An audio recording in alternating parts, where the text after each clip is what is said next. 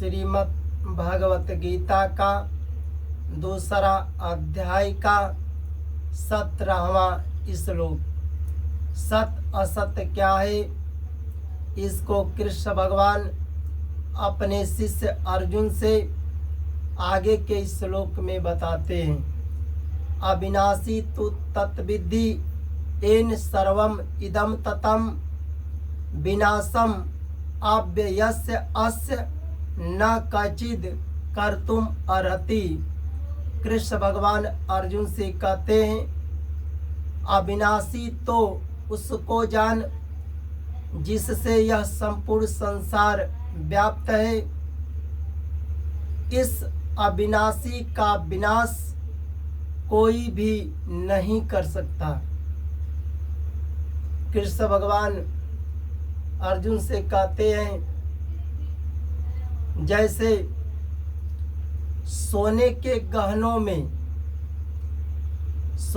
गहनों में जैसे सोने से गाना बनता है, तो गानों में क्या व्याप्त है? सोना व्याप्त है।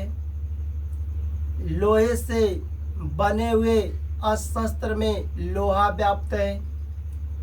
लोहे से बने हुए अस्त्र, शस्त्र किसको कहते हैं और अस्त्र किसको कहते हैं? शस्त्र जो हाथ से पकड़ करके युद्ध करते हैं, जैसे गदा है, तलवार है, त्रिशूल है, इसको शस्त्र कहते हैं। और जो हाथ से फेंक कर युद्ध करते हैं, जैसे बाण है, शक्ति है, तोमर है, इसको अस्त्र कहते हैं। तो जैसे लोहे से बने हुए और शस्त्र में लोहा व्याप्त है, जैसे मिट्टी के बने हुए बर्तन में अगर मिट्टी के बर्तन बना दो तो उस बर्तन में क्या व्याप्त है? मिट्टी व्याप्त है। जैसे जल से बर्फ बनता है, तो बर्फ में क्या व्याप्त है? जल व्याप्त है।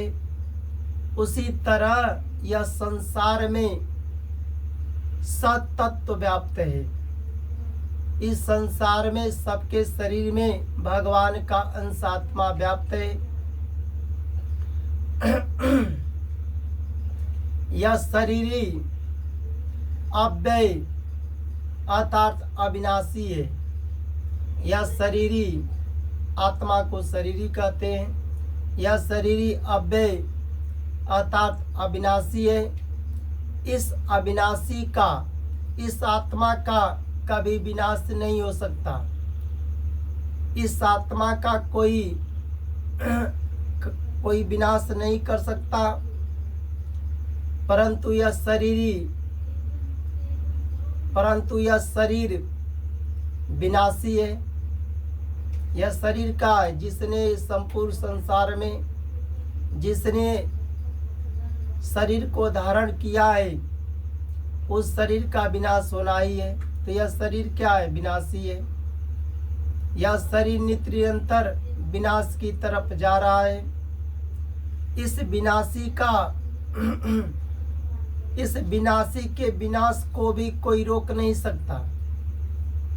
जिसने भी शरीर धारण किया है, पशु पक्षी हो, मनुष्य हो, यह विनाशी है और इस विनाशी को भी कोई रोक नहीं सकता। कृष्ण भगवान अर्जुन से कहते हैं, तू क्या सोचता है कि हम युद्ध नहीं करेंगे?